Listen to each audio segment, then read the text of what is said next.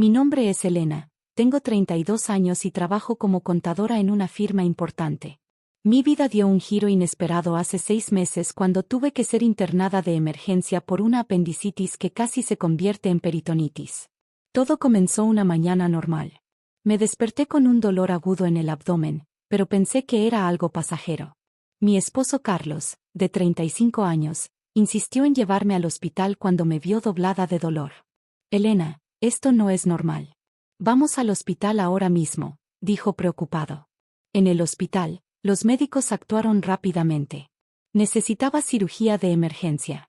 Antes de entrar al quirófano, tomé la mano de Carlos. Por favor, cuida bien de nuestra casa mientras me recupero. ¿Sabes qué es lo único que me dejó papá antes de fallecer? Carlos asintió, pero había algo en su mirada que no pude descifrar en ese momento. La cirugía se complicó. Lo que debía ser una recuperación de 2 días se convirtió en 2 semanas en el hospital debido a una infección postoperatoria. Durante ese tiempo, mi suegra Isabel comenzó a visitar el hospital con más frecuencia de lo normal. No te preocupes por nada, querida. Yo me estoy encargando de todo, decía con una sonrisa que ahora reconozco como maliciosa. Carlos venía todos los días, pero siempre parecía nervioso y evitaba mis preguntas sobre la casa. Todo está bien. Tú solo concéntrate en recuperarte, repetía una y otra vez. Un día, mientras dormitaba en mi habitación del hospital, escuché a mi suegra hablando con una enfermera en el pasillo. Sí, ya casi terminamos de mudar todas sus cosas. La casa se vendió muy bien, aunque tuvimos que bajar un poco el precio para venderla rápido. Me quedé helada. ¿Vender la casa? ¿Mi casa? La propiedad que mi padre me había dejado como herencia antes de morir hace 5 años. La casa donde crecí, donde guardaba todos mis recuerdos familiares. Cuando confronté a Carlos esa noche, solo bajó la mirada. Elena, mi madre pensó que era lo mejor. Con tus gastos médicos y todo. ¿Gastos médicos? Tengo un excelente seguro médico por mi trabajo. ¿Cómo pudiste permitir esto? Fue entonces cuando mi suegra entró a la habitación, con esa sonrisa que tanto he llegado a odiar. Oh, querida, ya te enteraste. Pero no te preocupes, vivirás con nosotros cuando salgas del hospital. Podrás ayudarme con las tareas de la casa mientras te recuperas completamente. Ya sabes, para ganarte tu lugar en la familia. Me quedé sin palabras. Esta mujer había manipulado toda la situación mientras yo estaba vulnerable en una cama de hospital. Carlos, mi esposo de 7 años, el hombre que prometió protegerme, simplemente se quedó allí, sin decir nada. Además, continuó mi suegra, como tu padre no dejó un testamento formal, técnicamente la casa estaba a nombre de Carlos también por el matrimonio. Todo es perfectamente legal.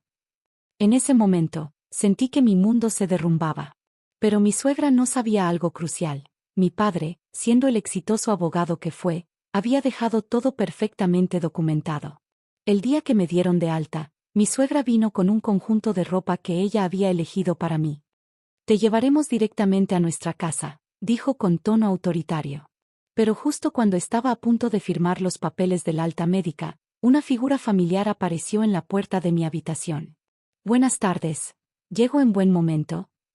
Era Ricardo Méndez, el abogado de mi padre y mi padrino. La sonrisa de mi suegra se congeló al verlo. Ricardo Méndez entró a la habitación con un maletín negro. Mi suegra inmediatamente trató de tomar el control de la situación. Disculpe, pero estamos en un momento familiar. Elena viene a vivir con nosotros ahora que vendimos su casa. Ricardo sonrió levemente mientras sacaba unos documentos de su maletín. Ah, sobre eso. Me temo que tenemos que discutir algunos detalles legales importantes. Carlos, que había estado callado todo este tiempo, finalmente habló. ¿Qué detalles legales? La casa estaba a nombre de Elena, y como su esposo. Ricardo lo interrumpió suavemente. Me temo que hay un error en esa suposición. Elena, ¿recuerdas la última visita de tu padre, 3 meses antes de su fallecimiento? Por supuesto que lo recordaba. Papá había insistido en que firmara algunos documentos. Es solo precaución, había dicho. Sí, respondí, pero no entiendo qué tiene que ver. Ricardo extendió los documentos sobre la mesa del hospital. Tu padre, siendo el brillante abogado que era, estableció un fideicomiso blindado. La casa no solo está a tu nombre, Elena. Está protegida por un fideicomiso irrevocable que especifica que la propiedad no puede ser vendida sin tu firma física y tu huella digital, ambas verificadas por un notario público. Mi suegra palideció. Pero nosotros ya vendimos, el dinero ya está.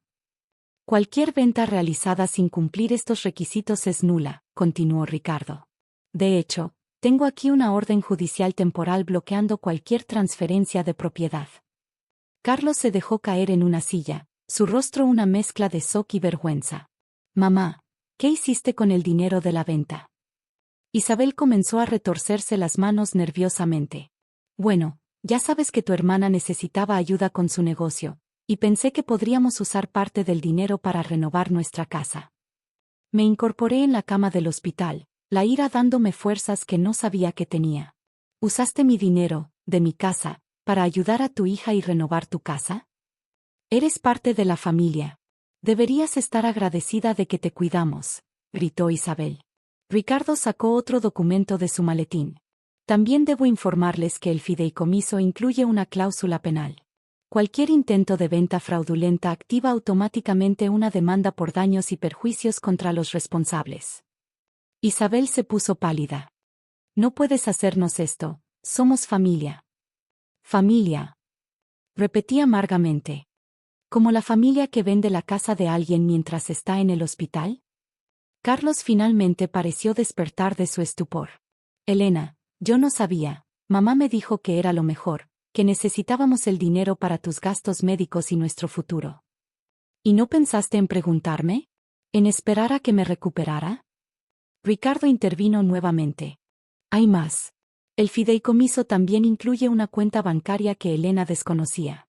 Su padre estableció un fondo de emergencia sustancial. Sacó un estado de cuenta. La cantidad me dejó sin aliento. $2 millones, dijo Ricardo. Tu padre quería asegurarse de que estuvieras protegida, especialmente si alguien intentaba aprovecharse de ti. Isabel se levantó bruscamente. Esto es ridículo. Carlos, di algo. Pero Carlos estaba mirando los documentos con horror creciente. Mamá, ¿qué le prometiste a los compradores? Dijiste que tenías todo arreglado. Isabel comenzó a balbucear. Bueno, puede que haya modificado algunas firmas, pero fue por el bien de la familia.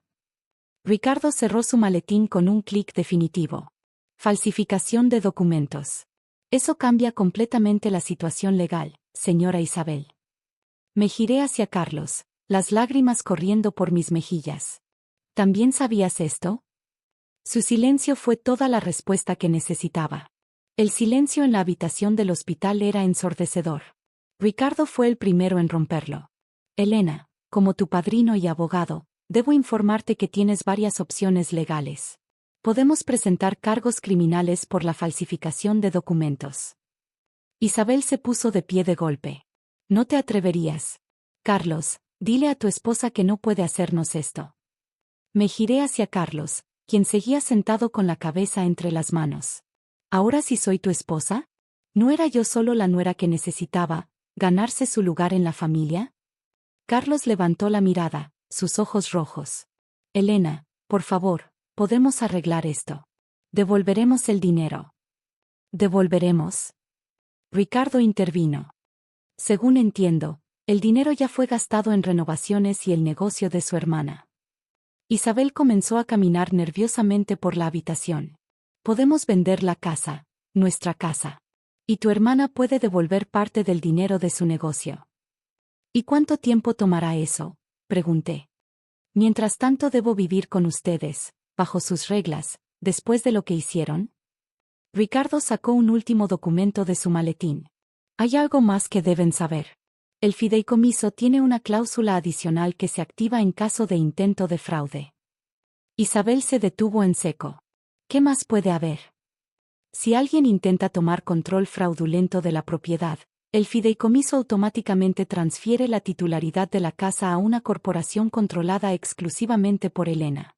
Además, Ricardo hizo una pausa significativa. Se activa una auditoría retroactiva de todas las transacciones financieras relacionadas con la propiedad. Carlos se puso pálido. ¿Auditoría retroactiva? Sí, continuó Ricardo. incluyendo el origen de los fondos usados para las renovaciones y el negocio.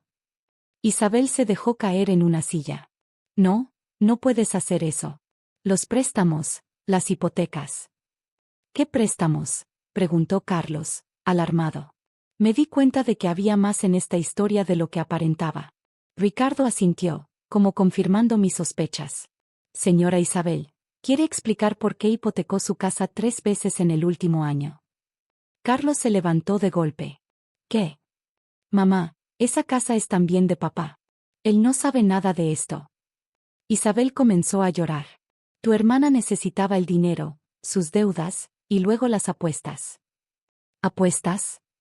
Carlos parecía que iba a desmayarse. Fue entonces cuando tomé mi decisión. Ricardo, ¿puedes darme los papeles del divorcio? El silencio cayó como una losa en la habitación. Los tengo aquí, dijo Ricardo, sacando otro conjunto de documentos. Tu padre también previó esta posibilidad. Carlos me miró con desesperación. Elena, por favor, ¿podemos arreglar esto? ¿Cómo arreglaste lo de la venta de mi casa? ¿O cómo arreglaste todos estos años donde permitiste que tu madre me tratara como una intrusa? Firmé los papeles con mano firme. Isabel, dije mirándola directamente, no presentaré cargos por la falsificación de documentos con una condición. Ella me miró esperanzada. ¿Cuál? Van a firmar un acuerdo legal comprometiéndose a mantenerse alejados de mí y de mi propiedad. Para siempre. Pero somos familia, protestó Isabel. No, respondí con calma. Nunca lo fuimos. Y ahora, nunca lo seremos. 3 meses después, estoy completamente recuperada y viviendo en mi casa renovada. La auditoría reveló que Isabel había estado involucrada en un esquema de préstamos fraudulentos para cubrir las deudas de juego de mi ex cuñada. Mi ex suegro se divorció de ella cuando descubrió la verdad sobre las hipotecas. Carlos me envió una carta disculpándose, pero la devolví sin abrir. Algunos puentes, una vez quemados, es mejor dejarlos así. Ricardo me ayudó a establecer una fundación con parte del dinero que mi padre me dejó. Ahora ayudamos a mujeres que enfrentan situaciones de abuso financiero y familiar. Y en cuanto a mí, bueno, descubrí que a veces perder una familia tóxica es el primer paso para construir una vida mejor. La última vez que supe de Isabel, estaba viviendo con su hija en un pequeño apartamento, tratando de pagar sus deudas. Carlos se mudó a otra ciudad. Y yo finalmente encontré la paz que mi padre quería para mí.